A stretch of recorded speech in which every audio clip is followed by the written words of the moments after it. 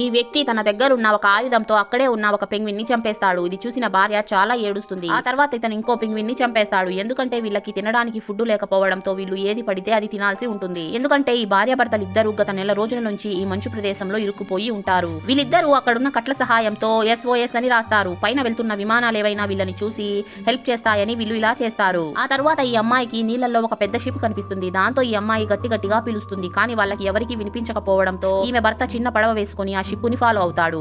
కానీ మధ్యలోనే ఆ పడవ ఇంజన్ పాడైపోవడంతో అది ఆగిపోతుంది. దాంతో ఇతను తిరిగి తన వైఫ్ దగ్గరికి వెళ్ళలేకపోతాడు. తెల్లవారి వరకు వైఫ్ తన భర్త కోసం వెయిట్ చేస్తూ ఉంటుంది. అతను రాకపోవడంతో తన భర్త తనని వదిలేసి వెళ్లిపోయాడని ఈమె అనుకుంటుంది. 5 రోజుల తర్వాత బయట ఏదో సౌండ్ రావడంతో ఈమె బయటకి వెళ్లి చూస్తే తన భర్త చాలా దెబ్బలతో అక్కడికి వస్తాడు. అతను గత 5 రోజుల నుంచి ఏమీ తినకుండా ఆ మంచులో ఇరుక్కుపోయి ఉండడం వల్ల ఇతనికి చాలా దెబ్బలు తగిలి ఉంటాయి. దాంతో భార్య అతనికి ఫుడ్ పెట్టి బాగా చూసుకుంటూ ఉంటుంది.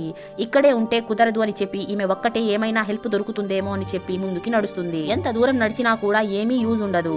ఆమె దగ్గర ఉన్న ఫుడ్ కూడా అయిపోతుంది. అప్పుడే ఈమె దగ్గర ఉన్న బ్యాగ్ కూడా జారి కింద పడిపోతుంది. ఇంకేమీ చేయలేక ఆమె అలాగే నడుచుకుంటూ వెళ్తుంది. అప్పుడే కొంచెం దూరంలో ఈ అమ్మాయికి ఒక రీసెర్చ్ సెంటర్ కనిపిస్తుంది. దాంతో ఈమె వాళ్ళ దగ్గరికి వెళ్లి హెల్ప్ అడిగి తన భర్తతో పాటు ఆ మంచు ప్రదేశం నుంచి బయటపడుతుంది. వీడియో నచ్చినట్లయితే లైక్ చేసి ఛానల్ ని సబ్స్క్రైబ్ చేసుకోండి.